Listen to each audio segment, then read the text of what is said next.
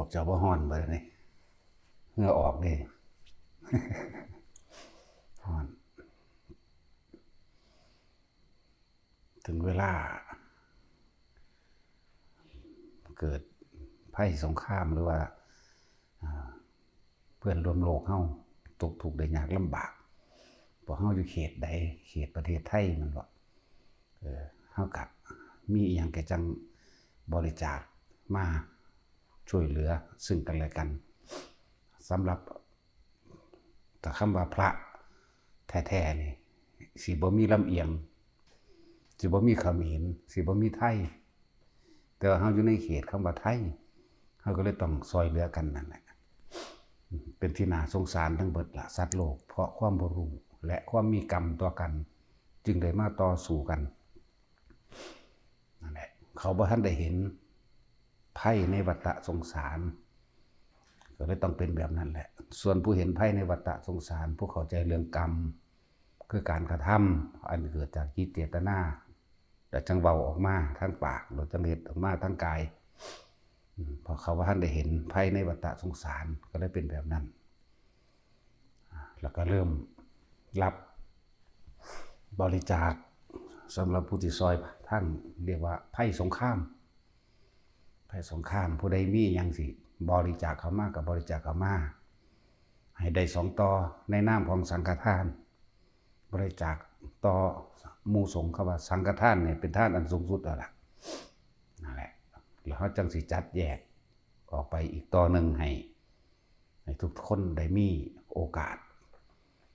การทำที่พึ่งแห่งตนเป็นที่พึ่งแห่งตนคือการได้ช่วยเหลือบุคคลผู้อื่นนั่นแหละถ้าตราบใดที่เขายังบ่ทันได้สิ้นอาสวะบ่ทันได้ถึงปณิพพานเขาก็ต้องเวียนว่ายตายเกิดมารับกินของเก่าที่เจ้าของเฮ็ดไว้นั่นแหละโดยบ่ต้องไปขออันใดตัวเองเฮ็ดไว้แล้วเขาก็ได้รับผลของกรรมนั้นๆสืบไปอยู่แล้วเจ้าแรกที่เพิ่นบริจาคมากคือเจดาวบริษัทโกลด์สตาร์เฟสเป็นไก่ขาไก่500 กิโลแต่สิตามมาโดยพืชผักอีหยังเพิ่นแน่ละก็สิมีแน่หั่นแหละบอกบ่ถูกแล้วแต่เพิ่นเจ้า2ก็สิของอันลุงซีฟู้ดจังซั่นแหละลุงซีฟู้ดนี่มาก่อนแล้วล่ะเป็นเงิน100,000ในการที่สิคือตามความจำเป็นของหมู่ทหารมั่งหรือหมู่คนที่ศูนย์อพยพต่างๆที่เขาเดือดร้อนนะแต่ตอนนี้เขาบ่ทันได้ดำเนินการไปดอกเพราะมันสิยืดเยื้ออยู่ตอนนี้หลวงตาสินไปก่อนเรามีเงินหลาย หลวงตาสินทรัพย์แขววองไปก่อนโอ้ใส่แขวแล้วเศร้าวองแล้ว จังค่อยๆเวลาตกทุกข์ได้ยากเกิดภัยต่างๆก็ช่วยเหลือกันช่วยเหลือแบ่งปันการช่วยเหลือผู้อื่นก็คือการทำตนเป็นที่พึ่งของตนนั่นแหละเข้าใจบ่ล่ะคือยังหลวงพ่อบอกอยู่เรื่อยๆเด้ ถ้าท่านรักตัวเองจริงๆแล้วละก็เนี่ยท่านจะไม่ทำร้ายใครเลยมีแต่การช่วยเหลือและแบ่งปันแล้วก็บ่มีความอิจฉาริษยาพร้อมของบางอย่างก็วางจิตเป็นกลางและตลอดทั้งคำว่าอุเบกขาจังซี่อันนี้ควรอันนี้ไม่ควรบ่แม่นว่าอุเบกขาโดยบ่มีปัญญาอุเบกขาบ่แม่นว่างเฉยแบบนั้นอันนี้ควรอันนี้ไม่ควรพวกคนผ่านสันดานหยาบทั้งหลายอันนี้เอามาเทียบบ่ควรซอยเขาก็เลยต้องว่างเฉยกับพวกนั้นเข้าใจว่าล่ะบ่แม่นอุเบกขาไปเบิดเด้เทียบให้มันเห็นง่ายซื่อๆดอกอันนี้คือคนตกน้ำนี่สัวเป็นพระอันบ่ซอยแน่ปุ้มป่อมอยู่เฮาซอยได้เป็นผู้หญิงก็สร้างเฮาขึ้นไปอุ้มมาโลดล่ะยากหยังเนาะนี่บ่แม่นอุเบกขาแบบโอ้ยยันตะผิดวินัยยันตะผิดนั่นผิดนี่อันบ่ซั่นสัวเป็นพระนี่เว้าเทียบว่าพระนี่สิซอยได้บ่นะซอยได้เบิดนั่นแหละมันอยู่ที่เจตนาเหมือนกับภิกษุเถระ ผู้มีพรรษามากกับภิกษุบวชใหม่ผู้5-6 พรรษาเพิ่นพากันไปธุดงค์ไปตามป่าจาริกไปเห็นผู้หญิงผู้หนึ่งตกน้ำเป็นผู้สาวสำบัดส่วนผู้หนุ่มพระหนุ่มนี่เห็นบ่พระหนุ่มเนี่ยย่างอยู่ทางหลังเห็นแล้วพุ่นเพิ่นไปสำรวมระวังสังวรในวินัยเพิ่นกระถึกอยู่แต่ว่าบ่ฮู้จักเหตุการณ์เข้าใจบ่ล่ะบ่จักกาลเทศะก็เลยย่างกันโอ้บ่ได้เฮาต้องอุเบกขาว่าซั่น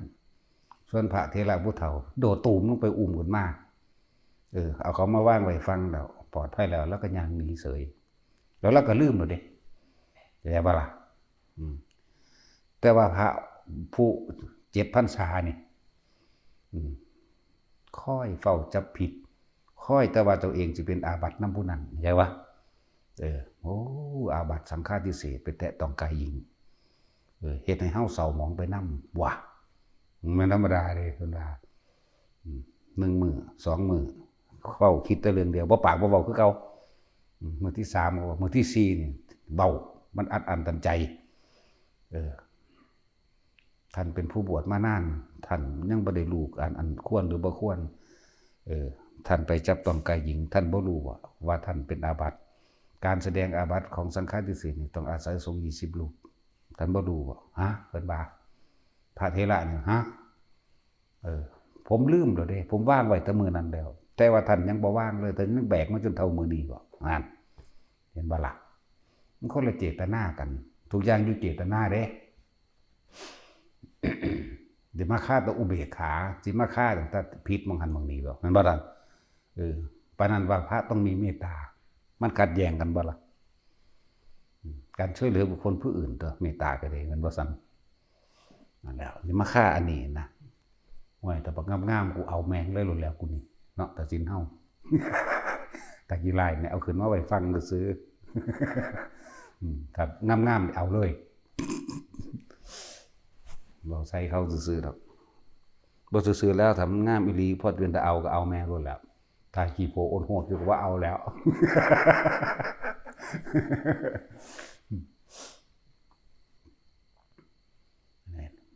ให้ไปเทียบเอาบ่ยืนยันตัดสินว่าผิดหรือถูกขึ้นอยู่กับการตัดสินใจของบุคคลผู้นั้นเข้าใจว่าล่ะคนผู้นั้นเวลาไปประสบเหตุการณ์แบบนี้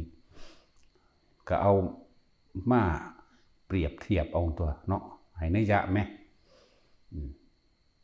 ให้นัยยะเอาซื่อๆได้นี่ไหนพูดถึงว่า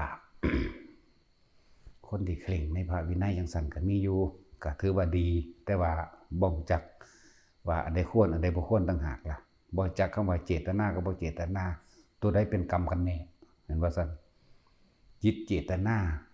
ความคิดที่มีอารมณ์นั่นแหละเป็นกรรม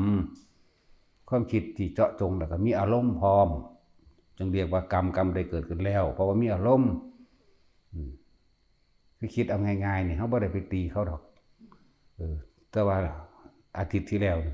ได้เคยผิดเถียงกันมาแน่แม่นบ่บัดนี้มื้อนี้มาเนี่ยนอนคิดอยู่อ๋ออีห่ามันใครกูตบปากว่าซั่นนั่นกรรมสำเร็จแล้วเข้าใจบ่นี่สำเร็จทั้งใจแล้วนั่นแหละส่วนพระเพิ่นโดดลงไปซอยผู้หญิงตกน้ำขึ้นมาไว้ฟังแล้วเพิ่นหนีล่ะเพิ่นลืมล่ะเพราะเพิ่นอยู่กับตัวเองเพิ่นบ่ได้อยู่กับผู้อื่นฟังดีๆเด้อส่วนภิกษุ7 พรรษานี่อยู่กับผู้อื่นบ่ได้อยู่กับตัวเองเอาง่ายๆเพิ่นอยู่กับลมหายใจเพิ่นอยู่กับความรู้สึกในกายพระเถระนั่นเพิ่นลืมแล้วได้นั่นอันผู้หญิงที่เพิ่นอุ้มขึ้นมานี่ส่วนพระหนุ่มยังตำหนิเพิ่นอยู่ตลอดเห็นบ่แบกอยู่ทั้ง4คืนบ่นั่นแหละเพิ่นอธิบายให้ฟังว่าจังไคแน่นั่นแหละแล้วบ่ได้หนีเพิ่นบ่หนีหรอกเพิ่นอธิบายให้ฟังซื่อท่านพูดเรื่องอะไรเหรอเราลืมไปแล้วนะเห็นไหมโอ้บ่ธรรมดาเด้แต่ท่านยังแบกอยู่ตั้ง4 วัน 4 คืนนั่นแบกทั้งตำหนิว่าไปอยู่ใกล้คนที่เป็นอาบัติแต่ของที่เศร้ามองไปนำบ่มีทางบุคคลผู้หนึ่งบริสุทธิ์แล้วจะทำให้บุคคลผู้หนึ่งบริสุทธิ์ด้วยนั่นเป็นอันไม่มีทำไม่ได้เหมือนกันกับบุคคลผู้เศร้าหมองนั่นจะทำให้ผู้อื่นเศร้าหมองด้วยก็เป็นอันไม่มีเป็นไปไม่ได้เหมือนกันเห็นบ่ล่ะมันขึ้นอยู่กับคนผู้นั้นเองต่างหาก ก็สั่นก็เอาคนบริสุทธิ์คือพระพุทธเจ้าเพิ่นเพียงให้เฮาบริสุทธิ์นำก็ได้ตัวถ้ามันเฮ็ดได้นะมันบ่ล่ะบัดนี้ผู้นี้เศร้าหมองผู้นี้เศร้าหมองมีความแค้นมีความอาฆาตเก็บกดแล้วสิเอาความแค้นอาฆาตเก็บกดความบ่ดีนี่ไปยัดให้ผู้อื่นได้อยู่บ่ก็บ่ได้นั่นแหละนี่เว้าเรื่องจิตเจตนาเลยเด้เว้าเรื่องจิตได้นี่ผู้ใดเห็นจิตผู้ใดทันความผิดเจ้าของก็จบละนี่พูดถึงว่าให้นัยยะแต่ละคนเด้อเบิ่นค่าตะผิดระเบียบเนาะมันสิเว้าเรื่องผิดระเบียบกฎหมายโลกกับกฎหมายธรรมนี่กับไอ้พระวินัยนี่มันห่างไกลกันกระดอเด้นั่นแหละคือเขาเอากฎหมายโลกมาควบคุมกฎพระวินัยคนละอย่างกันเลยข้อให้ตัดสินหาจะผิดเนาะนั่นแหละต่างกันอยู่พูดถึงว่าสำหรับคนที่ต้องการที่จะช่วยตัวเองด้วยวิธีการช่วยเหลือผู้อื่นนั่นแหละใครอยากทำที่พึ่งของตนก็ต้องคือการได้ช่วยเหลือบุคคลผู้อื่นนั่นแหละที่พึ่งของตนแท้ๆอันหนึ่งคนเฮามันบ่อยู่ผู้เดียวเลยดอกเนาะถ้าเกิดมาก็ยังอาศัยพ่อแม่เป็นผู้เลี้ยงมาไหมนั่นบ่ล่ะจึงใหญ่ได้นั่นแหละ ผู้ใดอยากมันร่วมบริจาคสังฆทานโดยเขามาสู่สถานถ้ำพุทธครุการามโดยหลวงพ่อมนพอันนี้เป็นตัวแทนรับแทนหมู่สงฆ์กรับทั้งเบิดทั้งสงฆ์ในลอยองค์นี้แหละบริจาคได้รวมมาได้นะมีอีหยังสิเอามาก็เอามาโหลดกับของใส่จำเป็นทั้งหลายในการดำรงชีวิตประจำวันแต่ละคนบ่ว่าจะเป็นอาหารบ่ว่าจะเป็นยาเครื่องนุ่งห่มเครื่องใส่สอยสำคัญของหมู่ทหารมันนั่นแหละที่เห็นขอเขามากกับมีหยังยากันยุ่งเนาะยากันยุ่งถุงเท้ายากันยุ่งถุงเท้าแป้งเนาะขนาดมันหนาวแล้วมันก็หามบาดอยู่เด้ทหารก็เลยเนาะตึงมันบ่ค่อยได้อาบน้ำบ่ได้อาบน้ำเด็กพวกนี้มันได้ลบได้ลี่อยู่นั่นแล้วถ้าน้ำหนาวก็หนาวได้บัดนี้เสียงระเบิดตูมตามมาก็เหือสัตว์ออกได้คนมันบ่ธรรมดาเด้มันย่านตายอยู่เด้แต่ว่าเขาก็ต้องสู้เป็นธรรมดาเป็นเรื่องของกรรม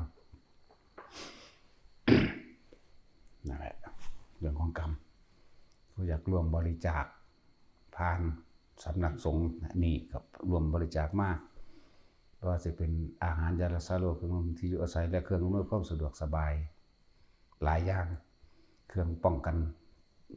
ผดพื้นขั้นป้องกันสังขังเนาะแต่จินแล้วเป็นประจำอยู่แล้วเลยพวกนี้แต่เขาหูจักหน้าพวกนี้นะก็แล้วแต่ตามกำลังตัวเองคำว่าเล็กๆน้อยๆบ่มีเด้สำหรับคนที่ช่วยเหลือแบ่งปันให้ท่านเล็กน้อยบ่มีเพราะว่ามันใหญ่มันบริสุทธิ์มันกว้างที่ใจของเฮาเองโอ้5 บาทน้อยโพดบ่เฮ็ดดอกบ่แม่นจาก1จึงจะถึง100เด้แต่คำว่า100นี่ขาดอยู่บาท1เขาก็บ่เอิ้น100เด้เขาเอิ้น99เนาะจาก1ก็เป็น100จาก100ก็เป็นล้านไปเองนั่นแหละผู้คนนั้นมาก่อนหมู่แล้วเจ้าแรกเลยคือบริษัทคุณลุงซีฟู้ดขายอาหารทะเลทั่วโลกนั่นแหละผู้สองก็เจดาวซึ่งกับเพิ่นก็เป็นหลักทางอาหารในเฮาอยู่นี่มาตลอดนั่นแหละเป็นหลักสังฆทานในบัดนี้บริษัทโกลด์สตาร์เฟสตอนนี้ก็ว่ายังนิ้วหักบ่หรือนิ้วบ่ดีอาหารเป็นพิษยังก็ว่าไปนั่นแหละเนาะพวกประสาทมันยากอยู่เด้มันเศร้ายากเลยเป็นนั่นเป็นนี่เป็นนั่นเป็นนี่พวกประสาทเนาะ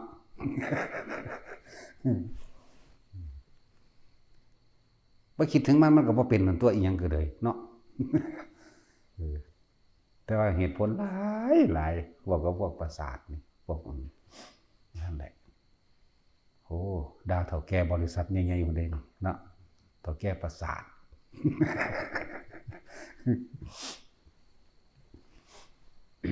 สำหรับผู้ต้องการรวมบริจาคก็รวมมากแต่ของพร้อมแล้วเขาจังไปหรอกเขาก็เบิ่งตามเหตุมองได้นักหรือมองได้จำเป็นเรื่องใดซึ่งสุดแรกเขาก็ไปอยู่แล้วนั่นบ่ล่ะไปเบิดทุกจังหวัดเอารถพุทธสะแก้วไหลยาวมาจนหอดสุรินทร์ศรีสะเกษทุกค่ายเลยนะแต่เฮาบ่ได้มีความลำเอียงหรอกแต่ว่าเฮาอยู่ในขอบเขตประเทศที่จริงเฮาอยากซอยเบิดนั่นแหละทหารที่เขาไปรบเขาตายอันนี้คือพิเศษเฮาก็พยายามซอยเหลืออยู่ทั้งในเฮาเองนั่นแหละทหารบ่ว่าประเทศใดก็ช่างทั่วโลกนี่เขาเอิ้นว่ามีอาญาแผ่นดินมีอาญาแผ่นดินพวกนี้สิถูกกันไว้บ่ให้ตกนรกหรอกนะทหารพวกนี้ตายแล้วบ่ให้เข้าใจง่ายๆอาจจะเป็นลุกขะเทวดาปุมมะเทวดาหรือถ้าเป็นสูงขึ้นไปอีกแน่ก็อาจจะเป็นเทวดาสัญจาตุมเป็นยักษ์เป็นผู้มีจิตใจแก้วกล้าและกล้าหาญเขาว่ายักษ์หรือว่ามันไปกินคนเด้พวกใจพวกนี้มีความโหดอยู่ในหันอยู่แต่ว่าโหดดียังสั้นถ้าทำโดยหน้าที่นี่เลิ่นว่าอาญาแผ่นดินที่เป็นตัวกันไว้ทหารที่ตายในสนามรบนะบ่ตกนรกมันสิมีอาญาแผ่นดินแต่ว่านี่สิตกหรือบ่ตกเมื่อสมมุติเอาบ่สมมุติแมงดาวอีหลีโลดขึ้นไปสู่ยมโลกพระยายมนายนรบาลสอบถามถ้ามีความโกรธสุว่าผู้นี้ตายแล้วมีความโกรธหรืออาฆาตแค้นมันถึงไปเด้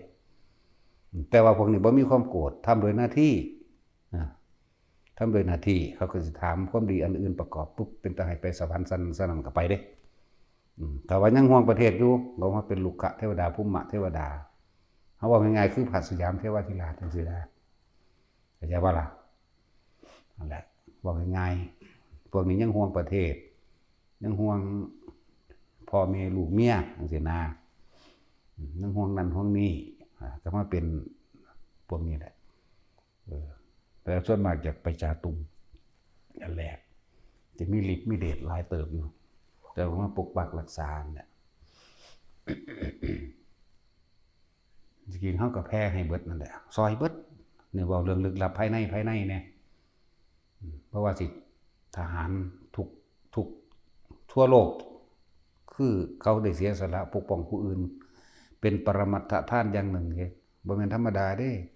เขาเสียสละชีวิตตัวเองเพื่อให้ผู้อื่นได้อยู่ดีมีสุขถ้าเขาเต็มใจแบบนี้ดิ่งดีแต่ว่าถ้าเขาบ่ได้เต็มใจแบบนี้แต่ว่าโดยหน้าที่มันบ่ล่ะโดยหน้าที่โดยกฎหมายบังคับโดยระเบียบของประเทศนั้นๆเขาก็ยังถูกกันไว้คือเขาแต่ถ้าว่าเฮาสิเสียสละปกป้องให้ประชาชนทุกหมู่เราอยู่ดีมีสุขเถิดด้วยชีวิตของเฮาเองพวกนี้สิเป็นปรมัตถทานในชีวิตไปได้ไกลพวกนี้ถ้าผู้ใดว่างจิตนั่นนี่ไปเป็นการทำเพื่อบุคคลผู้อื่นดีบ่ดีไปดูสิทธิ์พุ่นแล้วเข้าใจบ่ล่ะนั่นแหละบ่ว่าทหารฝั่งใดก็คือเพื่อนเกิดแก่เก็บตายเป็นทุกข์ด้วยกันทั้งหมดทั้งสิ้นเฮาบ่ได้ลำเอียงว่าไผเป็นไผเด้เบิ่งก็เบิ่งไปอยู่หั่นแหละเพราะสัตว์ทั้งหลายแล้วนี่เกิดมาเพราะความไม่รู้ซอยเบิดส่วนเขาสิรับการช่วยเหลือหรือคำแนะนำให้เป็นไปตามทางบ่นั้นก็เป็นเรื่องของเขาอย่างนึงคือคนเดียวนี้แหละแนะแล้วบ่เฮ็ดก็เป็นเรื่องของท่านนั่นว่าซั่นผู้ใดเฮ็ดผู้นั้นก็ได้รู้ได้ตามประสบการณ์ของตนเองเป็นความรู้จริงของผู้นั้นก็ธรรมดาล่ะมันเป็นเรื่องสงครามด้วยนะก็เว้าเรื่องสงครามนำแน่จักหน่อยนั่นแหละที่จริงก็อยากซอยทั้งสองฝ่ายนั่นแหละเพราะว่าเฮาบ่มีฝ่ายเฮาอยู่กลางเบิดพุ่นฮอดรัสเซียฮอดยูเครนฮอด อิสราเอลฮอดฮามาสบัดนั่นแหละซอยเหลือสัตว์โลกเรียนว่าสัตว์โลกเฮาเป็นเพื่อนทุกเกิดแก่เก็บตายด้วยกันทั้งหมดทั้งสิ้นเด้เฮาบ่ได้อยู่ข้างไผลำเอียงกับไผ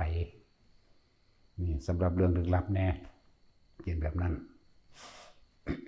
ผู้อื่นเขาเฮ็ดอยู่เฮ็ดแต่ทุกคนที่อยู่โดยแคล้วคลาดปลอดภัยเพราะว่ารู้จักอยู่ว่านั่นคือกุศลกรรมเป็นบุญกุศลกรรมที่ตัวเองเฮ็ดมาเด้พวกเฮาบ่ฮู้หรอกว่าเฮาคือมาอยู่จังซี่ได้ปลอดภัยแบบนี้ได้แม้นสิมีภัยหมดได้ก็สร้างแล้วสิมีบุญญาฤทธิ์นี่บุญนี่เกิดเป็นความสำเร็จเฮ็ดให้เฮาแคล้วคลาดปลอดภัยได้แม้นเขาสิรบกันก็มีเหตุให้เฮาหนีมาอยู่จังซี่คือว่าคนที่อยู่หม่องรบคักๆนี่บุญสินำพามาให้อยู่หม่องปลอดภัยเองแต่ก็บ่ฮู้โตเด้แจ้ว่าฉะนั้นเฮาต้องเฮ็ดอีหยังที่มันเป็นบุญเป็นกุศลไว้ให้เจ้าของแบบนี้แหละบุญนั่นแหละสิคอยปกป้องคุ้มครองเฮาเองเพิ่นจึงว่าบุญเป็นที่พึ่งของสรรพสัตว์บาปเป็นที่ทำลายสรรพสัตว์เพื่อไม่ให้ถึงบุญนั่นแหละเฮ็ดไปโลดมีผลอยู่ในนี่มันเป็นเรื่องที่ละเอียดลึกซึ้งถ้าเฮาได้ฟังได้ศึกษาด้วยตนเองจากพระไตรปิฎกมั่งจากครูบาอาจารย์ผู้เพิ่นเอาของจริงออกมาเว้าธรรมะลึกซึ้งธรรมะจริงๆจากทั้งภาคปฏิบัติทั้งภาคปริยัติมาร่วมกันมาอธิบายฟังพวกเฮาสิเข้าใจพวกเฮาสิเข้าใจลึกซึ้งเองแล้วพวกเฮาก็สิค่อยๆฝึกหัดปฏิบัติตนเอง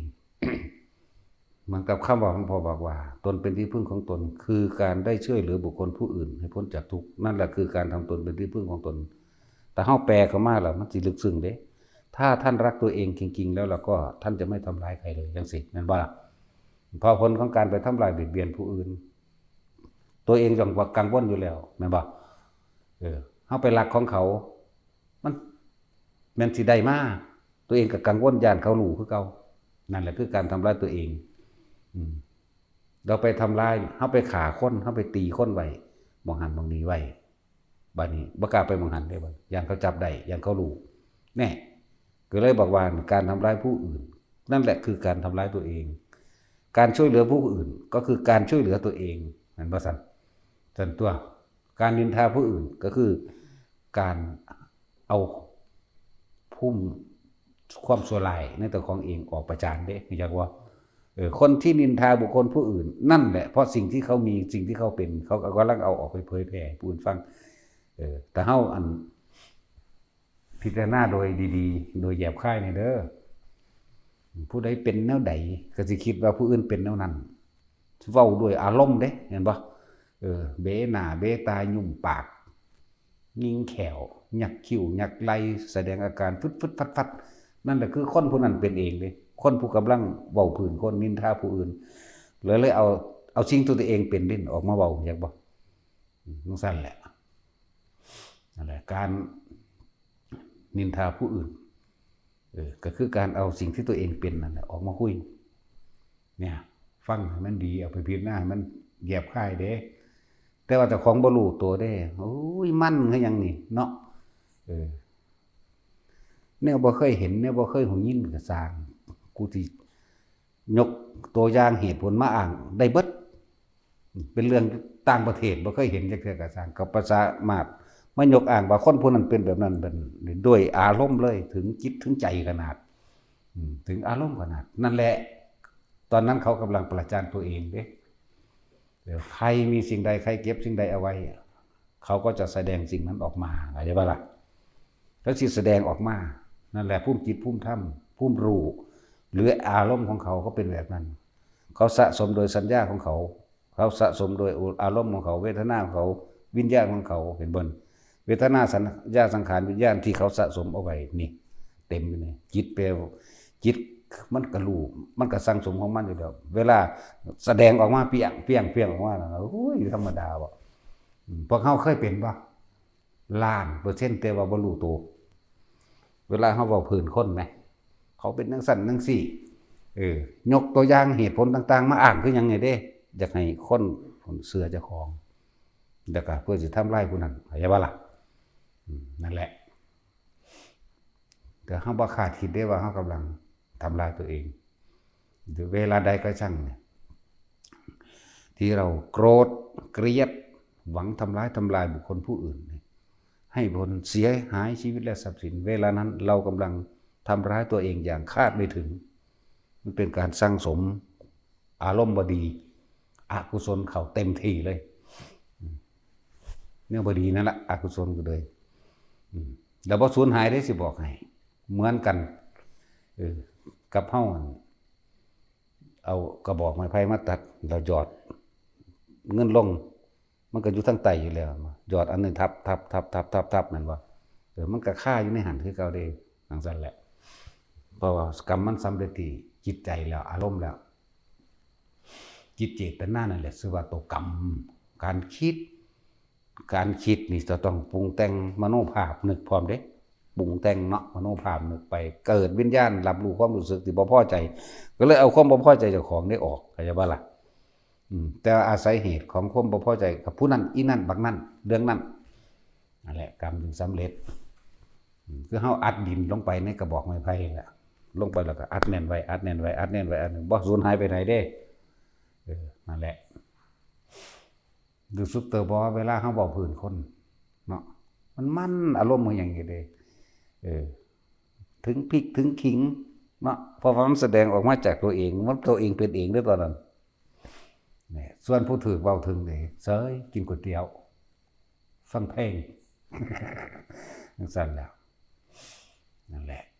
มีคำว่าใจเป็นใหญ่ใจเป็นประธานทุกสิ่งทุกอย่างสำเร็จได้โดยใจสำเร็จโดยทั้งบุญกุศลก็สำเร็จโดยใจสำเร็จด้วยบาปอกุศลก็สำเร็จโดยใจคือการคิดนึกปรุงแต่งให้มันเป็นไปนั่นแหละก็เกิดอารมณ์ความรู้สึกพอใจหรือบ่พอใจเกิดขึ้นนั่นแหละพบเกิดแบบนั้นจังว่าเฮาเอาตัว เน้นๆเนื้อๆหัวมันโลดเวลาเฮาคิดถึงบุคคลที่รักเฮาก็สิปรุงแต่งภาพสัญญามันก็ขึ้นรูปร่างหน้าตาเขาก็ขึ้นบ่มันอยู่ในความจำเฮานี่แหละโอ้ยไปอยู่จังได๋เนาะห่วงเขาได้บัดนี้นั่นอารมณ์เกิดแล้วเห็นบ่ห่วงเขาแล้วพบเกิดแล้วเด้นั่นเวลาเฮาผู้เฮาสร้างคือกันก็อยู่ในความจำเฮานี่แหละเนาะภาพเพิ่นปรุงแต่งไปทั้งจะปาดคอมันจะบิดโตมันขาดเครื่องจังซี่อารมณ์เฮาเกิดนั่นแหละพบเกิดเป็นเฮ็ดจังได๋เฮาสิเฮ็ดบ่ให้มันพบเกิดได้อะไรมันต้องมีการฝึกให้พวกเฮาอยู่กับลมหายใจคิดถึงตัวเองตามประสบการณ์จริงในชีวิตจริงของเจ้าของเด้อเรื่องเวลาเฮาโกรธเกลียดเครียดแค้นไผก็สร้างรูปร่างหน้าตาพวกนั้นสิขึ้นมาในคือความจำเฮาแหละเรื่องราวอดีตของเฮาเองนั่นบ่เฮาสิปรุงแต่งไปนั่นแหละพวกเจ้ากำลังเกิดอยากว่าล่ะบ่แม่นตายแล้วจังไปพวกเจ้าสร้างภพสร้างอนาคตตัวเองไว้ตอนที่ยังมีชีวิตอยู่นี่แหละนี่เด้เรื่องธรรมะเป็นเรื่องแบบนี้เด้แต่สิไปเกิดทั้งชั่วทั้งเลวจิตใจเจ้าไปในทางที่อกุศลคิดบ่ดีอยากทำลายผู้นั้นผู้นี้อยากได้นั้นอยากนี้โดยวิธีการลักเอาโลภโกรธหลงในตัวเองโดยบ่รู้ตัวนั่นแหละหลงความดียึดดีติดดีแต่ว่าจะไปสวรรค์จะเป็นนั่นเป็นนี่โดยทั้งดีจังซี่บ่เกี่ยวกับคิดนึกปรุงแต่งจะเป็นคือกันเหมือนกันเลยทั้งเลวก็คิดเหมือนทั้งเลวก็คิดจิตมโนวิญญาณเหมือนกันจิตคือผู้รู้อยู่แล้วนี่สังสมต่างๆหรือสัญญาต่างๆก็รวมอยู่ในจิตมโนคือคิดนึกปรุงแต่งวิญญาณคือความรู้สึกพอใจและบ่พอใจมันพบเกิดอันนี้ก็เหมือนกันมันอันพวกนี้สังสมแต่ความดีบัดนี้อยากสร้างวัดเด้จากถวายผ้าเด้นี่เฮาก็คิดกับพระที่เฮาเคารพนับถือหลวงปู่หลวงตาองค์นั้นองค์นี้นี่เฮาก็คิดถึงเพิ่นไว้เห็นบ่บัดนี้เฮาก็จะเอานั่นอันนี้ไปเอาผ้านั่นนะเอาบาตรนี่นะเอาอันนั้นนี่นะคิดไปบัดนี้2คนนี่ตายบัดนี้คนผู้นี้คิดดีตายไปสวรรค์คิดดีนี่ตายไปสวรรค์คิดเลวตายไปนรกนี่เว้าเรื่องจิตเลยเด้นี่เว้าเรื่องสาเหตุแห่งความเกิดทั้งหลายเลยนั่นแหละก็คืออวิชชาที่เฮาบ่รู้นั่นแหละคนไปเกิดนรกหรือว่าคนสัตว์ทั้งหลายที่เวียนว่ายตายเกิดบ่ได้ว่าแต่นรกเพิ่นเอิ้นว่า เพราะความไม่รู้ทั้งหลายสัตว์ทั้งหลายเมื่อคิดดีพูดดีทำดีแล้วก็ย่อมได้รับหวังผลสิ่งดีๆเพื่อเอิ้นว่าปุญญาภิสังขารปรุงแต่งให้ไปเกิดเป็นนั่นเป็นนี่อปุญญาภิสังขารคือคิดบ่ดีคิดบ่ดีแต่ว่าบ่ได้คิดถึงผลมันเพราะว่ารู้เนาะคิดอยากฆ่าเขาคิดอยากทำร้ายเขาเลิ่นว่าอปุญญาภิสังขารคิดแล้วทำให้เกิดความร้อนกระวนกระวายไม่เข้าถึงความสงบก็จะบอกในเลิ่นว่าอปุญญาภิสังขารคิดปรุงแต่งเรื่องใดก็ช่างที่มันเป็นแบบนี้ไม่ทำให้เกิดความสงบเย็นในตัวเองได้เลิ่นว่าอปุญญาภิสังขารแต่ว่าได้รู้ผลของมันว่าตัวเองตายในขณะนั้นตัวเองจะไปเกิดอย่างนามรูปอย่างนั่นแหละไปเกิดในนรกบ่เป็นเปรตบ่เป็นสัตว์เดรัจฉานบ่นี่เรื่องว่าอปุญญาภิสังขารคือความคิดบ่ดีถ้าปุญญาภิสังขารคือความคิดดีไปเกิดในทางที่สุคติมีมนุษย์และสวรรค์เป็นทางไปพวกนี้นั่นแหละสังขารจึงเป็นปัจจัยมันเกิดวิญญาณเนี่ยบ่ซั่นเนี่ยปุญญาภิสังขารอปุญญาภิสังขารเนยชาภิสังขารนี่เนยชานี่เพิ่นแปลไว้หน้าเดียวความเข้าใจผิดคิดว่าเข้าใจบ่นี่ความเข้าใจผิดคิดว่านี่อันนี้เฮาแปลเองส่วนเพิ่นแปลเข้าใจว่าเนี่ยไปเกิดที่อรูปภพแล้วเป็นที่สุดแห่งทุกข์คือนิพพานนี่เพิ่นแปลไว้หน้าเดียวเฮาสิแปลไว้คลุมไว้เลยแปลคลุมให้ปุญญาภิสังขารอปุญญาภิสังขารเนยชาภิสังขารสำหรับหลวงพ่ออันนี้แปลโดยเฉพาะตัวเองนี่ความเข้าใจผิดคิดว่าถ้าเราทำบุญทำดีอย่างนี้อย่างนี้เราจะได้ไปสู่สุคติก็เข้าใจถูกอยู่ว่าไปสุคติโลกสวรรค์แต่ว่าอปุญญาภิสังขารความเข้าใจผิดคิดว่าถ้าเราทำลายบุคคลผู้นี้ได้แล้วเราจะได้ดีเราจะมีอำนาจเราจะมียศถาบรรดาศักดิ์เป็นผู้มีอิทธิฤทธิ์หรือว่าเป็นผู้มีอิทธิพลในการบังคับผู้อื่นได้แต่คนคิดอย่างนี้บ่ได้รู้ได้ว่าเองในขณะจิตคิดแต่อารมณ์นั้นเกิดขึ้นตายแล้วลงสู่นรกเขาบ่ฮู้จักผลสรุปเข้าใจบ่ล่ะนั่นแหละเลิ่นว่าความเข้าใจผิดคิดว่าแต่ละอันละอย่างเพิ่นให้นัยยะมาแปลอย่างละ20นัยยะเด้บ่แม่นแค่นัยยะเดียวอยากบ่ล่ะบ่แม่นแค่แนวทางเดียวอันนี้เฮาสิแปลคุมไว้ให้นั่นแหละถึงว่าสังขารจึงเป็นปัจจัยมันเกิดวิญญาณวิญญาณแปลว่าตัวรับรู้ความรู้สึกพอใจกับไม่พอใจนี่แหละวิญญาณและอุเบกขามีอยู่3สุขเวทนาเอิ้นว่าพอใจทุกขเวทนาเอิ้นว่าไม่พอใจอุเบกขาเวทนานี่3วิญญาณเป็นปัจจัยมันเกิดนามรูปจากว่ามันได้นามแล้วนี่สุขหรือทุกข์น่ะได้นามจังไปเกิดรูปคืออารมณ์ไปเกิดเป็นภพได้บัดนี่รูปหยังถ้าเกิดเป็นคนก็ได้ละถ้าเกิดเป็นสัตว์ก็อีกคือกันนั่นแหละเป็นปัจจัยบังเกิดได้เกิดนามรูปจิตเคลื่อนที่มาปฏิสนธิสูงว่าเกิดเป็นคนก็เลยสู่ขั้นมารดาแล้ว1 เดือนกับ15 วันมันจังสิสมบูรณ์ในการเข้าสู่จุติจิตเข้าสู่ความปฏิสนธิวิญญาณในธาตุทั้ง4ตัวนี้ได้ดินน้ำไฟลมประกอบกันเข้าก็เป็นกายปะเปสิแล้วก็เป็นหัวใจขึ้นมาหัว1แขน2ขา2และ2หัวใจเกิดขึ้นพอดีอยู่ใน1 เดือนกับ15 วันจิตวิญญาณดวงนั้นจังสามารถเข้ามาจุติได้ใช่ป่ะล่ะจังเข้ามาปฏิสนธิได้จังเกิดนามรูปบัดนี้ออกจากท้องแผ่วทางแม่มาแล้วจึงเป็นอายตนะหรือแม่นบ่ออกมันก็มีอยู่แล้วล่ะอายตนะคือหยังตาหูจมูกลิ้นกายใจนั่นเองนั่นแหละอายตนะจึงเป็นปัจจัยมาเกิดผัสสะออกจากท้องพ่อทางแม่มาแล้ววันออกท้องทางแม่บ่เป็นท้องพ่อ ท้องพ่อมันออกไปที่แรกนั่นล่ะ ผัสอายตนะหมายถึงตาถึงหูถึงจมูกถึงลิ้นถึงกายและใจหรือว่าอายตนะเป็นภาชนะรองรับอย่าว่าอายตนะเนี่ยเป็นภาชนะรองรับอย่างรูปเสียงกลิ่นรสสัมผัสอารมณ์ความรู้สึกนี่อายตนะเป็นปัจจัยเกิดผัสสะกับนี่แหละอารมณ์ความรู้สึกแบบผัสสะจากว่าผัสสะอันเกิดจากตาพอใจเลยไม่พอใจเลยก็ได้หรือเฉยๆก็มีก็จะว่าล่ะผัสสะอันเกิดจากหูพอใจอะไรบ่พอใจคือหยังคือเพลงนี่แหมโอ้บ่ม่วนเว้ยนั่นมันบ่พอใจม่วนเว้ย หรือเฉยๆนั่นแหละผัสสะเกิดเวทนาอย่างเวทนา3สุขเวทนาคือพอใจทุกขเวทนาคือไม่พอใจแต่ก็อทุกขมะหมายถึงอุเบกขาเวทนานี่แหละวิธีการเกิดของสัตว์เด้อสิบอกให้เขาจะคลองเองแหละเวทนาจึงเป็นปัจจัยเกิดตัณหาเมื่อมีความพอใจแล้วจึงมีการแสวงหาเรียกว่าความอยากเข้าใจว่านี่เวทนานี่บ่มีผู้ใด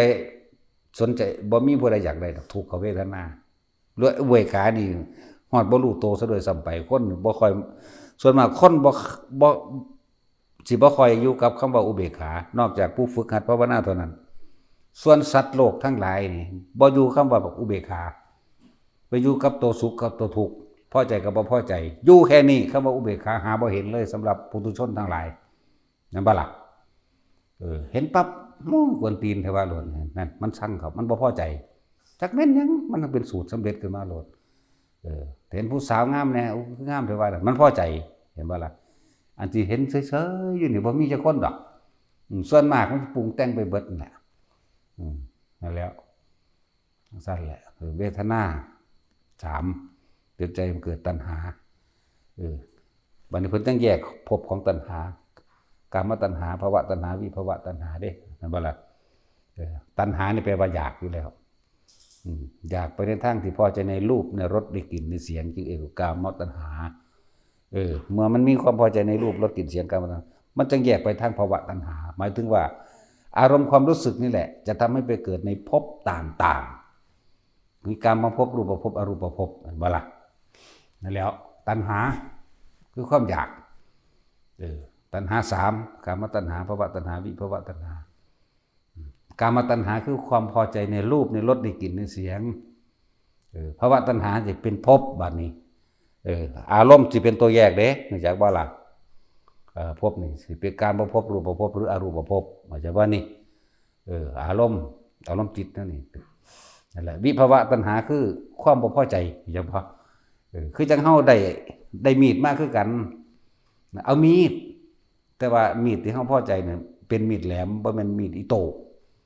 เอามีดมาให้แน่เดี๋ยวเข้าใจบัดนี้เขาไปเอามีดอิโต้มาให้บ่แม่นนี่เห็นมีดคือกันเด้ล่ะเนาะนั่นแหละแยกแบบนั้นนั่นแหละตอนจังว่าเป็นปัจจัยมันเกิดภพบ่แม่นเดี๋ยวเอาตัวนี้ก่อนเอากามตัณหาลืมแล้วนี่เป็นปัจจัยให้มันเกิดเวทนาเป็นปัจจัยให้เกิดตัณหาตัณหาเป็นปัจจัยให้เกิดอุปทานเนาะอุปทาน4เวลาเฮาอยากได้อันนึงเวลาเฮาอยากได้อันใดอันหนึ่งเฮาสิมีเหตุผลคือทิฏฐิเห็นบ่คือความคิดเห็นขึ้นมาแสดงเจตนาว่าอยากได้หรือเจตนาว่าสร้างเนาะนั่นแหละจังว่า ตัณหานี่เป็นเหตุเป็นปัจจัยให้บังเกิดอุปทานเนาะอุปทาน1ทิฏฐุปาทานหมายถึงเอาความคิดเห็นตัวเองเป็นใหญ่สมมุติว่าเฮาพอใจบุคคลผู้ใดผู้หนึ่งเฮาสิหาเหตุผลต่างๆมายกอ้างว่าเจ้าของพอใจอยากได้เห็นบ่อีกอย่างนึงถ้าบ่พอใจเด้ก็สิไปหาเหตุผลต่างๆมายกอ้างนั่นแหละคือเอาความเห็นตัวเองเป็นใหญ่เข้าใจบ่จากการได้ยินได้ฟังได้รู้ได้เห็นได้เป็นมาเขาเรียกว่าทิฏฐุปาทานเอาความคิดเห็นตัวเองมาเป็นใหญ่มาเป็นผู้นำมาเป็นน้ำหน้าเพื่อให้ผู้อื่นยอมรับเข้าใจว่าล่ะนี่แหละทิฏฐุปาทานก็เลยต่อมาก็ศีลพัตตุปาทานก็คือจากการได้ยินได้ฟังได้รู้ได้เห็นได้เป็นมาถ้าเป็นอาหารได้กินมาถ้าเป็นเสื้อผ้าได้นุ่มๆมาหรือแข็งๆมาหยาบละเอียดนั่นแหละชื่อว่าศีลพัตตุปาทานจะมาแสดงกามุปาทานหมายถึงตามความพอใจของตัวเองกามุปาทานคือในรูปในรสในกลิ่นในเสียงนั่นแหละเข้าใจว่านี่มันสิยกเข้ามายกมาเป็นเหตุผลอ้างต่างๆสารพัดอ้างทั้งความเกลียดอ้างทั้งความรักก็มีเห็นบ่แต่จะเป็นอัตตวาทุปาทานเกิดอารมณ์ความรู้สึกที่พอใจและไม่พอใจขึ้นนี่เลยว่าตัวตนที่แท้จริงเนี่ยอัตตะนี่วาทุปาทานอัตตะหมายถึง นี่ความรู้สึกได้เกิดขึ้นแล้วนี่วาทุหมายถึงปากที่พูดออกไปปาทานกับสิ่งที่ตัวเองยึดมั่นถือมั่นอุปทานสี่แต่สิสรุปแล้วเป็นก้อนเดียวกันเด้อบ่ได้แยกแบบนี้คือมันเร็วเหมือนกับก้อนเดียวกันเลยไหมแต่วันนี้แยกความเร็วของมันให้พวกเข้าฟ้อได้เข้าใจในความละเอียดความคิดนี่เร็วเห็นปะเอิ้นว่าทิฏฐุปาทานเอาความเห็นตัวเองเป็นใหญ่จากสิ่งที่ได้ยินได้ฟังได้รู้ได้เห็นและได้เป็นได้กระทำมาได้ลิ้มได้รสได้สัมผัสมาแล้วเอาความเห็นจากของมาเป็นเหตุอ้างเป็นไงกามุปทานตามความยินดีพอใจของตัวเองนี่กามุปทานแล้วอัตตวัตถุปทานอันเกิดจากความรู้สึกนี่อุปทานจึงเป็นปัจจัยมันเกิดภพเข้าใจบ่ว่านี่ภพนี่ภพทั้ง3ได้บัดนี่จึงบอกแต่ละคนให้เข้าใจเข้าว่าความรู้สึกของเฮาในความพอใจและไม่พอใจนั่นแหละเอิ้นว่าภพบ่แม่นว่าตายแล้วจึงจะไปเกิดในภพในกามภพหรือรูปภพหรืออรูปภพบ่ทันได้แม่นมันไปสร้างไว้ตอนที่บ่ทันตายเข้าใจว่าล่ะคืออารมณ์ความรู้สึกเข้านั่นแหละพอใจกับไม่พอใจนี่เห็นบ่นี่จึงเป็นปัจจัยเกิดภพสมมติว่าเฮาเกิดอารมณ์ความรู้สึกผู้ใดอารมณ์ข้างในจุดใดจุดหนึ่งกับบุคคลผู้ใดผู้หนึ่งหรือสัตว์สิ่งของเรื่องใดเรื่องหนึ่งก็ตามอารมณ์ข้างเข้าใจว่าอารมณ์ข้างตายขณะนั้นปุ๊บก็ไปตามภพนั้นจึงบอกว่าอารมณ์ความรู้สึกนั่นแหละคือตัวภพนั่นแหละภพได้เกิดขึ้นแล้วเห็นบ่ล่ะเมื่อภพเกิดตายปั๊บชาติหมายถึงเกิดเลยตายแล้วเกิดเลยเด้ที่พวกเขาได้ยินว่าไปเฝ้าศพตัวเองไปไห้ไปห้องอยู่น้ำอันนั้นอันนี้มันบ่แม่นเด้นั่นน่ะหมายถึงตายปุ๊บจุตินี่เคลื่อนที่ไปทันทีเด้จิตติดที่ไหนนั่นเห็นบ่ล่ะย่อมไปเกิดที่นั่นหมายถึงว่าไปเกิดเมืองหันซะก่อนหมายถึงไปจุติที่นั่นเพราะเป็นดังพื้นนาแหมคิดถึงคนพวกนั้นเอิ้นว่าจิตติดที่ไหนจิตมีที่ตั้งเข้าใจบ่นี่ที่มันค้างไว้นี่นะมันไปหาคนผู้นั้นก่อนนี่อารมณ์มันค้างอยู่บัดจึงบอกว่าชาติมันแปลว่าเกิดคือเกิดเลยเมื่อมีชาติมีการเกิดแล้วก็มีความแก่คือชราชาติชรามรณะเนี่ยแล้วก็เกิดแก่เก็บตายเวียนว่ายอยู่เพราะสำนีหนึ่งไหมเกิดชาติชรามรณะเนี่ยโศกปริมีแต่เกิดแก่เจ็บแล้วมีแต่ความทุกข์โศกเท่านั้นเองเด้โศกปริเทวนาทุกขโทมนัสสุปยามีแต่ความขับแค้นอับอั้นตันใจเวียนว่ายตายเกิดเฉพาะนี่คือเหตุเกิดของหมู่สัตว์ทั้งหลายอย่างว่าล่ะนั่นแหละนี่คือวิธีการเกิดของสัตว์พวกเขานี่แหละสัตว์อย่างว่าล่ะได้เขียนได้เวลาเขาด่าไอ้สัตว์คือเขาได้เป็นหลายอย่างอยู่เด้คำว่าสัตว์งัวกับสัตว์ควายกับสัตว์หมูหมากะไก่เป็ดกับสัตว์คนกับสัตว์เทวดากับสัตว์อินพรหมกับสัตว์เด้อเลือกเอาพวกเกี่ยวกับเป็นสัตว์หยังถ้าว่าไอ้เหี้ยมันยังเป็นชนิดเดียวหนึ่งอันนั้นโอ้จำกัดสิทธิเสรีกูแท้เลยเนาะว่าแต่สิไอ้เหี้ยยังสิเป็นชนิดเดียวได้ต้องไปเป็นแต่เหี้ยอย่างเดียวหากินแต่กินขากเนานั่นแหละนี่แหละว่าวิธีการเกิดของสัตว์ทั้งหลายก็คือความคิดไม่ใช่ว่านี่เมื่อเฮารู้แล้วอวิชชายะตะเววะอาเสสะวิราคะนิโรธาสังขารนิโรโธวิญญาณนิโรธาวิญญาณนิโรโธรูปานิโรโธรูปานิโรอะไรไปจับจุดมันเลยเมื่อใดที่เรารู้เท่าทันความคิดเหนียวแต่ก่อนเฮาไม่รู้อวิชชาปัจจยาสังขาราสังขารปัจจยาวิญญาณังวิญญาณปัจจยานามรูปังนั่นบ่เนี่ยเฮาบ่รู้เฮาก็เลยคิดไปต่างๆนานาเห็นตัวของเวียนว่ายตายเกิดบาดนี้เฮาอาศัยปัญญาของพระผู้มีพระภาคเจ้าปัญญาของพระพุทธเจ้าที่เพิ่นได้ไปรู้ไปเห็นมาแล้วมาทำให้เกิดความรู้บัดจึงเรียกว่านี่หนทางของผู้รู้เรียกว่าพุทธศาสนาทางนี้เป็นทางของผู้รู้ตามความเป็นจริงว่าวิธีการเกิดของสัตว์ทั้งหลายกับอวิชชาปัจจยาสังขารวิธีการสัตว์เมื่อมีความเกิดก็ต้องมีความไม่เกิดเหตุจังใดสัตว์ทั้งหลายอาศัยการเกิดเพราะการคิดนึกปรุงแต่งแสวงหาในความอยากได้อยากดีอยากมีอยากเป็นคนที่จะพ้นออกจากความเป็นสัตว์พ้นออกจากตัณหาพ้นออกจากความอยากพ้นออกจากความ เป็นความมีความเป็นก็ต้องหยุดคิดเรื่องว่าอวิชชายตเววะอเสสะวิราคะนิโรโธเมื่อหยุดคิดปรุงแต่งดีก็บ่คิดไปร้ายก็บ่คิดไปเฮาก็ดับเรื่องว่าอวิชชายตเววะนี่อเสสะวิราคะนี่เห็นบ่นี่วิราคะวินี่เฮาฮู้แล้วเฮาทันแล้ว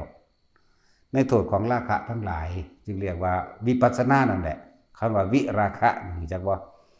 รู้แจ้งเห็นจริงตามความเป็นจริงแล้วว่าสัตว์ทั้งหลายเว้นไว้แต่เกิดเพราะการคิดนึกในความอยากได้อยากดีอยากมีอยากเป็นแต่นี่รู้แล้วกูบ่คิดกูบ่ตามมึงก็แล้วกันหน้ากูบ่เป็นทาสแห่งราคะต่อไปอีกเรียกว่าวิราคะราคะก็คือหยังความยินดีพอใจในรูปในรสในกลิ่นในเสียงวิราคะแล้วก็สังขาระนิโรโธสังขารแปลว่าหยังความคิดนิโรโธแปลว่าหยุดแปลว่าดับมาจากบาบาดนี่หยุดคิดปรุงแต่ง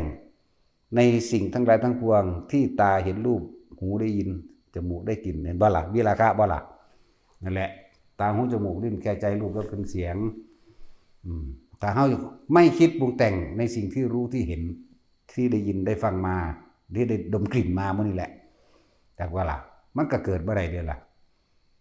เพราะว่าหยังเฮาบ่คิดเรื่องอยากเอามาเป็นเจ้าของเฮาบ่คิดเรื่องโอ้อยากได้ได้อีนี่คืองามแท้เนาะเฮาบ่คิดอยากได้เฮาบ่คิดอยากเป็นอีกหมดความอยากได้อยากเป็นเพราะว่าอันนั้นเฮาเห็นตามความเป็นจริงแล้วว่านี่วิราคะจักว่าเห็นตามความจริงแล้วว่าสิ่งใดสิ่งหนึ่งทั้งหลายเหล่านี้หาความจริงยั่งยืนบ่ได้บ่ว่าบุคคลนั้นสัตว์นั้นสิ่งของนั้นดินฟ้าอากาศทุกอย่างบ่มีหยังสิจีรังยั่งยืนเลยมีแต่ความเกิดขึ้นเป็นธรรมดามีความแตกดับเป็นธรรมดาถ้าเฮาคิดนึกอยู่จังซี่ทำให้มากทำให้บ่อยทำให้ชินในการพิจารณาให้ตามความเป็นจริงมาได้มันก็คอยวิราคะเองก็มันก็เบื่อหน่ายคอยกับกำนัดจากรูปจากรสจากกลิ่นจากเสียงเบิดความอยากนั่นแหละเพิ่นจึงมีวิธีฝึกหัดให้พวกเฮานั่นน่ะให้เขาเห็นจิตหรือคำว่าจิตในจิตก็ว่าผู้ใดเข้าใจหลักจิตแล้วผู้นั้นได้แล้วถึงหลักธรรมผู้ใดเข้าสู่การปฏิบัติธรรมตามความเป็นจริงแล้วผู้นั้นก็เห็นโลกตามความจริงว่าบ่ควรเข้าไปยึดมั่นถือมั่นคำว่าอยู่เหนือโลกหรือว่าคำว่าโลกุตระนั่นแหละมันก็เกิดขึ้นกับผู้บุคคลถึงหูท่านแล้วเห็นบุคคลสัตว์สิ่งของก็ธรรมดาบ่มีความคิดปรุงแต่งในความอยากได้อยากดีอย่างนี้เป็นเข้าใจบ่ล่ะจังซั่นแล้วบ่มีความคิดเฮ็ดจังได๋มันสิหยุดคิดได้บัดนี้เพิ่นก็เลยให้พวกเฮาตามธรรมดาแล้วพวกเฮานี่แต่ละคนนี่คือเกิดมานี่เกาะอยู่กับความอยากได้อยากดีอยากมีอยากเป็นอยากได้หยังอยากได้คนนั้นอยากได้รถนี่สิ่งของนั่นบ่อยากได้หน้าอยากได้แบบนั้นแบบนี้นี่เห็นบ่ความคิดของเฮาสิไปเกาะไปตกไปข้างนั่นแหละจิตมีที่ตั้งอย่าบอกมันก็ไปตั้งอยู่นำผู้สาวผู้บ่าวว่าพวกได้ลูกได้ผัวไปแล้วได้หยังไปแล้วก็ไปตั้งอยู่นำลูกนำเต้าไปตั้งอยู่นำสัตว์เลี้ยงทรัพย์สมบัติที่มีวิญญาณและไม่มีวิญญาณเห็นบ่ล่ะไปตั้งอยู่นำจังซั่นตั้งคือคิดถึงนั่นเองไปคิดถึงไปนึกไปปรุงไปแต่งคนคิดถึงงัวคิดถึงควายอันเป็นสัตว์เลี้ยงของตะของนั่นแหละเอิ้นว่าพวกทรัพย์สมบัติที่มีวิญญาณสวิญญาณกับทรัพย์สมบัติที่มีวิญญาณหมาปลาอันใดก็งัวควายมื้อนี่แหละนั่นแหละเอิ้นว่าทรัพย์สมบัติที่มีบัดนี้อวิญญาณกับทรัพย์คือทรัพย์สมบัติที่ไม่มีวิญญาณมีบ้านมีรถมีทองมีเงินคนส่วนมากสิไปอยู่กับสิ่งเหล่านี้เห็นบ่ล่ะปรุงแต่งไปเด้บาดนี้วิธีที่สิหยุดความคิดนึกปรุงแต่งที่พระเจ้าสอนเฮาสติปัฏฐาน4สติแปลว่าคิดถึงคิดฮอดนึกถึงระลึกถึงกายเวทนาจิตนี่ย่นเข้ามาอีกสติปัฏฐาน4กายเวทนาจิตธรรมเพิ่นเลยเอาลมหายใจนั่นแหละคือกายในกายอันหนึ่งให้เฮาคิดถึงหยังคิดถึงลมหายใจเข้าออกเมื่อเฮาอยู่กับลมหายใจเข้าออกแล้วเฮาจะเห็นความรู้สึกของเฮาเองเอิ้นว่าเห็นเวทนาคำว่าเห็นคือรู้สึก เอานั่งสมาธิเนี่ยโอ้ยปวดขานั่นมันอยู่ในตัวเองเดียวเข้าใจบ่นี่นั่นขณะนั้นยังเป็นเวทนานอกอยู่ฟังให้มันชัดเจนเมื่อเฮาอยู่กับลมหายใจรู้ลมเข้ารู้ลมออกคำความรู้สึกอยู่กับลมเข้าลมออกบ่ต้องตามลมเด้ออันนี้เอาหลัดสั่นเข้ามาอีกเอาลมสั่นๆม้วนๆคือแค่ในโพรงจมูกเฮานี่แหละม้วนๆในแค่โพรงจมูกแล้วก็คำว่าสมาธิก็บ่แม่นว่าหลับตาได้ทั้งหลับตาและลืมตาแล้วก็ยืนเดินนั่งนอนก็เมื่อจิตตั้งมั่นอยู่ในกายแล้วเรียกว่าสมาธิทั้งหมดเข้าใจบ่ล่ะนั่นแหละถ้าเฮาหรือว่าเอาเป็นธรรมดาการฝึกใหม่เฮาก็ต้องมีการนั่งเป็นธรรมดาเพราะเฮาบ่ทันรู้จักขังคือเฮานั่งฟังธรรมนี่แหละย่างฟังก็ได้เด้ทำงานฟังก็ได้เนาะตัดสินแล้วกรีดยางฟังเด้จังซั่นบางคนก็ขับรถฟังก็ได้เด้ล่ะแม่นบ่ล่ะซั่นแหละแต่ว่าเฮามาฝึกใหม่เฮาก็เลยต้องมีแบบอย่าติดรูปแบบมันตอนนั้นแหละถ้าเข้าใจดีแล้วการทำกิจกรรมรวมกันจังซี่มันก็ต้องเป็นแบบนี้เป็นระเบียบแบบนี้ธรรมดาเนาะเอาบัดนี้สิหันเข้ามาว่าถ้ารู้สึกอยู่กับลมหายใจเข้าออกเอาแค่ว่านี่เด้อลมม้วนๆข้างในนี่นะจักจกเข้าไปในโพรงหูดังพวกเจ้าได้เด้จักว่านี่สูบลมเข้านี่ให้มันมาสุดแค่ปลายคิ้วเฮานี่จักว่าปลายคิ้วทั้งสองนี่ระหว่างกลางคิ้วเฮานี่สูดจับเอาแค่นี้ทำความรู้สึกอยู่สุดตรงนี้อย่าไปตามลมเข้าท้องเข้าใจป่ะมันหลายความคิดมัน7ฐานมัน8ฐานมัน9ฐานมันเว้าไปนั่นแหละแต่เฮาหลัดสั่นเอาใหญ่แล้วเรียนหลัดเรียนกศนเอานั่นแหละเอาลมเข้ามาสุดแค่นี้เมื่อเฮานั่งอยู่นี่เฮาสิรู้สึกตัวได้บัดนี้คำว่าเวทนาโอ้ปวดขาเห็นว่านี่เวทนานอกอยู่เด้คำว่าปวดขาโอ้ยยามใดสิเศร้าได้ขาสั่นตึกๆๆอยู่คิดอยู่นั่นแหละเนาะนี่แบบนี้เฮาก็ยังอยู่ในความรู้สึกตัวอยู่เข้าใจว่าล่ะแต่ว่าเวทนาในคือหยังเวทนาในเวทนาหมายถึงว่าพอใจกับไม่พอใจเด้อแม่นบ่ซั่นสุขเวทนาหรือทุกขเวทนานี่เมื่อเฮานั่งปวดขาโอ้ยอยู่คือมันบ่พอใจได้ที่มันปวดเนาะนั่นเลยว่านั่นคือว่าเวทนาในแต่ว่าเฮาสิเฮ็ดให้มันเป็นอุเบกขาเวทนาให้ได้เฮ็ดแบบใดคือการทรงฌานเจริญฌานโดยอานาปานสติที่แนะนำอยู่ดีว่าเฮาสิสร้างกรรมฐานมาหนึ่งหรือฐานที่ตั้งให้จิตเพื่อให้จิตตั้งมั่นตั้งตรงไหนบัดนี้สิเป็นอุเบกขาเวทนาคนสิอยู่2อย่างเท่านั้นส่วนมากพอใจหมายถึงสุขเวทนากับบุคคลที่รักสัตว์สิ่งของเนาะไม่พอใจกับบุคคลที่เกลียดและสัตว์สิ่งของเข้าใจบ่นี่บัดนี้อุเบกขาเวทนาคือหยังก็เลยต้องอาศัยลมหายใจเข้าออกสำหรับคนที่ฝึกไปแล้วความรู้สึกอันเป็นอุเบกขาเวทนาเนี่ยคนที่บ่รู้จักแต่บ่ฝึกก็เลยเอานิ่มๆน้องๆไว้กลางหน้าผากนี่เองความรู้สึกของอุเบกขาเวทนาเป็นแบบนี้มันยังเป็นความรู้สึกอยู่เป็นความรู้สึกเฉยๆเพราะว่ามันบ่คิดบ่นึกไปหาบุคคลสัตว์สิ่งของกันบ่มันคิดมันนึกถึงเฉพาะลมหายใจเอาอันนี้บัดนี้อาการปิตินี่เลยเกิดปิตินั่นแหละเป็นตัวยืนยันรับประกันว่าเป็นผู้ทรงฌานเจริญฌานและอุเบกขาเวทนาได้เกิดขึ้นกับกายแต่เฮาโมโหหัวใจก็เต้นแห้งเป็นห้อนในกายเนาะเป็นจักแสดงออกฟึดๆฟัดๆเนาะแต่เฮา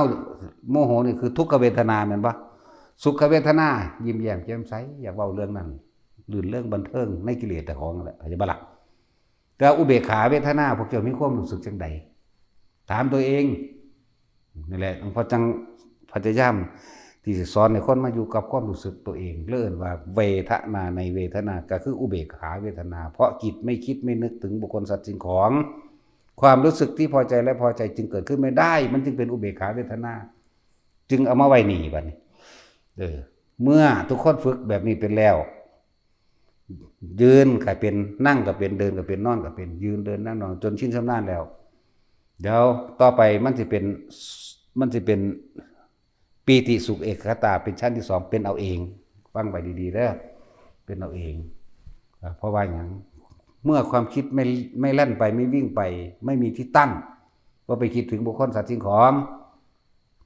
ความรู้สึกที่เป็นอุเบกขาวึบขึ้นมาเอาเองแต่ว่าในความรู้สึกนี่ ที่มันเกิดขึ้นระหว่างกลางหน้าผากหรือกลางคิ้วของเอง มันไม่ได้อยู่ที่เดิมเด้อ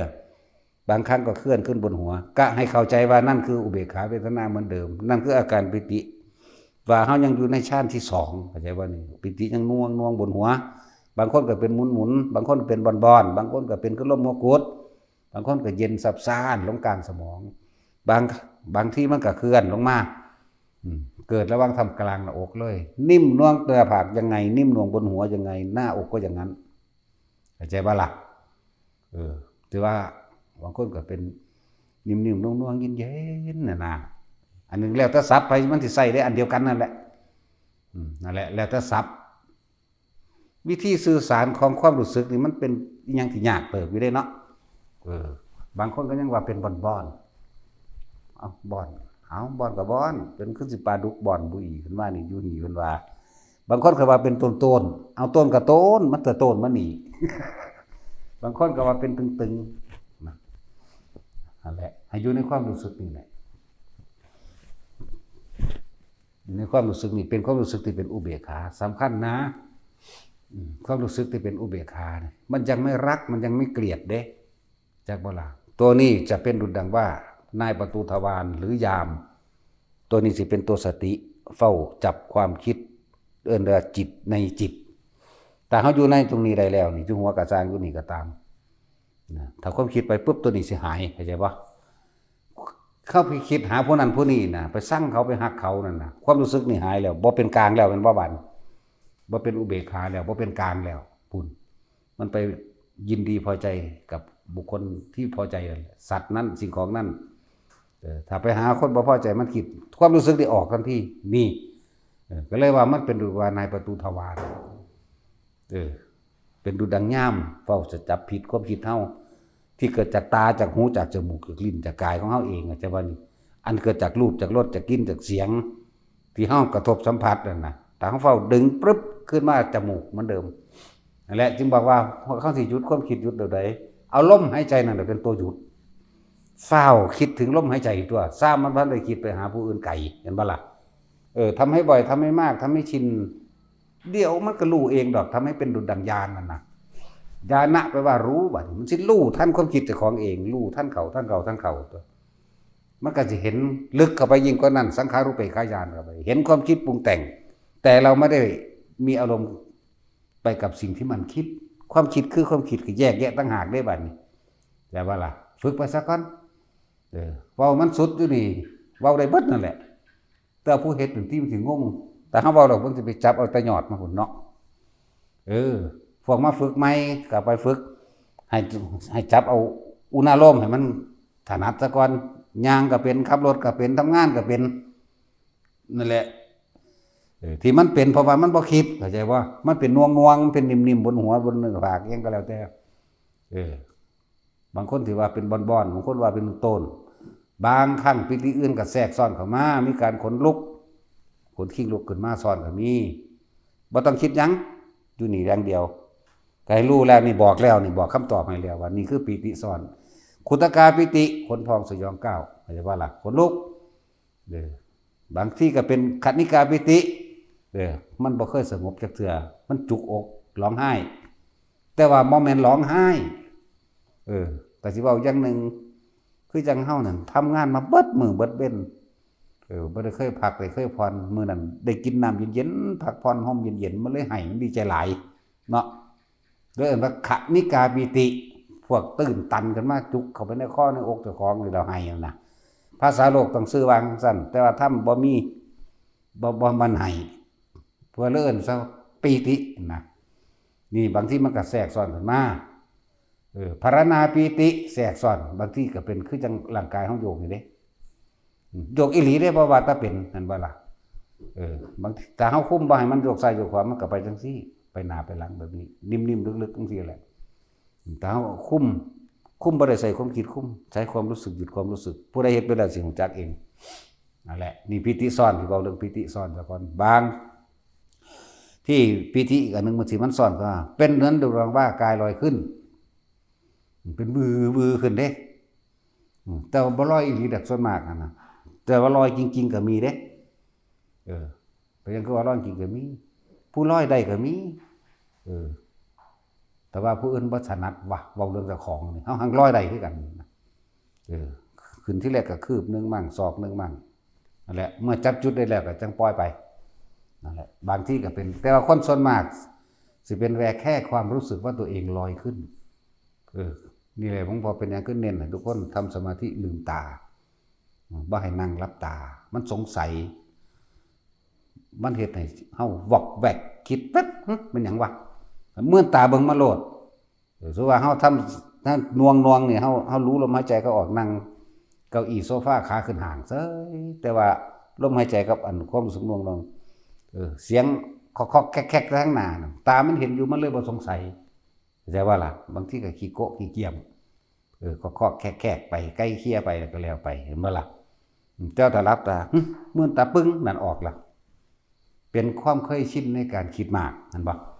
นั่นแหละเลยให้มื่นตาเบิ่งโลดอยู่เอาเรื่องปีติซ่อนเด้อปีติอีกอันนึงที่มันซ่อนขึ้นมาเรียกว่าเห็นแสงสว่างบางที่ก็มีคือตรงไฟน้อยๆอยู่ออกแค่คืบเดียวนี่แหละอยู่หน้าผากเฮานี่ไปคืบเดียวนี่แหละก็มีบางที่ก็ปั๊บเป็นคือฟ้าเหลืองฟ้าแลบบางที่ก็เป็นใหญ่วาบขึ้นเลยแจ้งทีเดียวบางใหญ่เลยก็มีบางที่ก็น้อยๆมาแตะไกลๆก่อนแสงวุบเข้ามาใส่หน้าผากเฮาลบปั๊บโลดก็มีสำหรับพวกหลับตาจากพอดูเห็นเรื่อยๆเมื่อตาเบิ่งแมงโลดเข้าใจว่าล่ะบางที่ก็จากหน้าผากเจ้าของเลยวุบไปบางที่ก็เป็นแสงนวลๆอยู่หูดังเข้าใจว่านี่ฟิตแฟดขาวนวลมั่งเขียวมั่งใสดุดใสๆมั่งแล้วแต่อย่าสนใจหม่องอื่นเข้าใจว่าอย่าไปคิดหานี่บอกแล้วว่ามันคือหยังมันเป็นสื่อว่าจังใดสื่อมันสื่อว่าจังซี่ก็บอกแล้วเข้าใจว่าล่ะให้อยู่ในความรู้สึกที่กลางหน้าผากโลดแม้บางครั้งมันจะเคลื่อนไปบนหัวก็อยู่บนหัวเข้าใจบ่เนิบนาบเอามือเศร้าบางคนก็คือลมหัวกุดหน่อยหมุนเด้บางคนก็เขาจะซื้อภาษาว่ามันเป็นบอนบอนกับบอนบางคนก็เป็นตึงว่ะบางคนก็ว่าหน้าผากโตนเอาโตนกับโตนความอันเดียวกันนั่นแหละบางเทื่อก็ลงมาอยู่ในวางสาบซาดระวังทำการอกนวงบนหน้าผากนวงบนหัวอย่างไรกลางอกก็อย่างนั้นที่ไว้โลดนั่นแหละอยู่ใน3ฐานนี่ขอพวกเขาให้เข้าใจว่าอย่าหนีออกจากเรือนกายจึงเรียกว่าวิหารธรรมก็ว่าอยู่ในเรือนแห่งกายอยู่ในสติปัฏฐานเหมือนเดิมสติตั้งมั่นอยู่ในกายเรียกว่าสติปัฏฐานอยากว่านี่ตั้งมั่นในกายตั้งมั่งใดรู้สึกโตนั่นแหละสติก็เลยระลึกถึงความรู้สึกโตตั้งอยู่ในกาย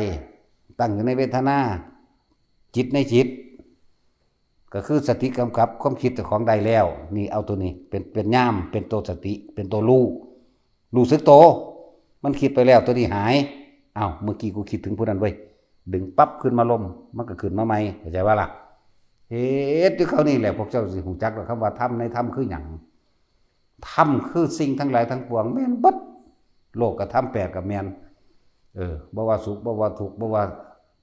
บ่พื้นคนหรือคนบ่พื้นเข้าใจว่าล่ะคนไม่นินทาผู้อื่นไม่มีในโลกเฮาสิเปลี่ยนคำใหม่เข้าใจว่าตั้งแต่กี้เข้าข้างเจ้าของคนไม่ถูกนินทาไม่มีในโลกว่าสั่นเนาะคนไม่นินทาผู้อื่นไม่มีในโลกก็แล้วกันเนาะทั้งสั้นแล้วนั่นแหละโลกธรรม8สุขก็รู้ทุกข์ก็รู้นี่เพิ่นเปรียบเทียบโดยโลกเด้แต่ว่าถ้ามีจริงไม่มีสุขไม่มีทุกข์ไม่มีดีไม่มีเลวไม่มีผิดไม่มีถูกแต่ว่าเพิ่นเปรียบเทียบโดยธรรม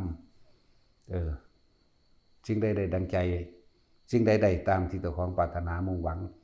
ก็ให้มันฮู้แต่ว่าสิ่งนั้นก็ต้องเสื่อมไปเป็นธรรมดาเพื่อเรียนว่าสุขก็รู้ทุกข์ก็รู้นินทากับสรรเสริญก็เป็นของคู่กันได้มากกับเสียไปก็เป็นของคู่กันเห็นบ่ล่ะเรียนว่าโลกธรรมมั่งจิตนี่รู้ที่ถูกโลกธรรมกระทบแล้วไม่หวั่นไหวมันก็พ้นตัวคำว่าจิตกับผู้รู้กับจิตขึ้นเดียวกันรู้หยังรู้ว่าอินิดารู้ว่าอินิย่องบักนี้ด่ากูบักนี้ย่องกูรู้ซื่อๆเด้บ่ปรุงแต่งนึกต่อเข้าใจบ่นี่ความรู้สึกพอใจแล้วบ่จะเกิดบ่ได้พบกับรับผลตัว ก็หูเท่านั้นแหละได้อันนี้มาก็ใส่ไปบ่ได้ดีใจเสียใจอิหยังกับมันเอานี่ได้อันนี้มามีสิใส่ไปทางใดใส่ไปบ่ได้ดีใจเสียใจพอใจบ่พอใจบ่มีเด้แต่ว่าอันนี้ควรนี่บ่ควรอันนี้เป็นโทษอันนี้เป็นประโยชน์เท่านั้นนึงได้บัดนี่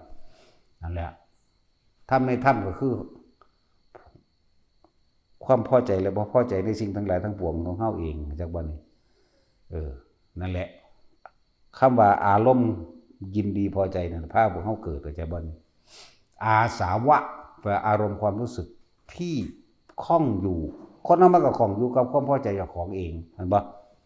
พอใจในรูปพอใจในรสพอใจในกลิ่นพอใจในเสียงรูปรสกลิ่นเสียงเป็นเสบียงแห่งทุกข์จากว่าล่ะนั่นแหละฝึกเอาเฮ็ดไปเรื่อยๆพวกเจ้าเข้าใจดอกคำว่าทำในธรรมคือหยังพ้นออกจากธรรมเลยบ่มีผิดบ่มีถูกเนาะทั้งเบิดนี่เรียกว่าธรรมในธรรมเกิดแก่เจ็บตายก็เอิ้นธรรมสิ่งใดสิ่งหนึ่งเกิดเป็นธรรมดาสิ่งก็ดับก็เอิ้นธรรมแต่ว่าเฮาบ่เกิดบ่ดับน้ำมันเห็นมั้ยเนาะจังเอิ้นว่าเหนือธรรมโอ้เว้ายอดอีกแล้วสมาทาน